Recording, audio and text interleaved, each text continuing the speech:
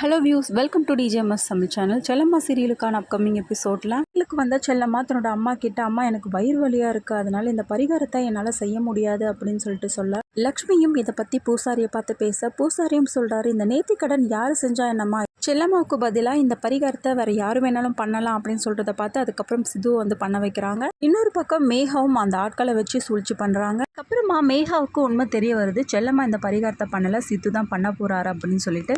ஒரு பக்கம் அதிர்ச்சியானாலும் இன்னொரு பக்கம் சந்தோஷப்படுறாங்க. செல்லம்மா இல்லைனா என்ன, அந்த சித்துக்கு மட்டும் என்ன ஆனால் அவள் சும்மா இருப்பலா, நொறுங்கி போயிட மாட்டா, அதுதான் எனக்கு வேணும், அதே மாதிரி எனக்கு கிடைக்காத சித்து வர யாருக்கும் கிடைக்கக்கூடாது அப்படின்னு சொல்லிட்டு ரொம்பவே இதுவாக யோசிக்கிறாங்க.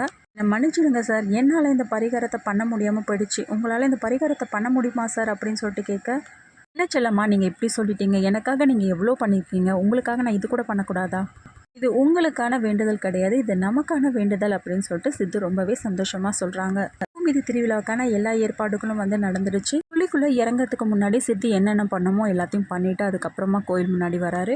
வேண்டுதலோட சித்து அந்த பரிகாரத்தை செய்ய ஸ்டார்ட் பண்ணுறாரு. இன்னொரு பக்கம் மேகா, நல்லா உனக்கு கடைசி நாள் சித்து அப்படின்னு சொல்லிட்டு ரொம்பவே சந்தோஷமாக உள்ளுக்குள்ளேயே வந்து சொல்லிட்டு இருக்காங்க. எல்லாமே கூடிய நீ வாழணும்னு நினைக்கிற, என்னை ஏமாத்தணும்னு நினைச்சல, அதனால தான் உனக்கு இந்த கதி அப்படின்னு சொல்லிட்டு சொல்கிறாங்க. பக்கம் சித்துவும் கொஞ்ச நேரம் ரொம்பவே தயக்கத்தோட குழிக்குள்ளே இறங்குறாரு.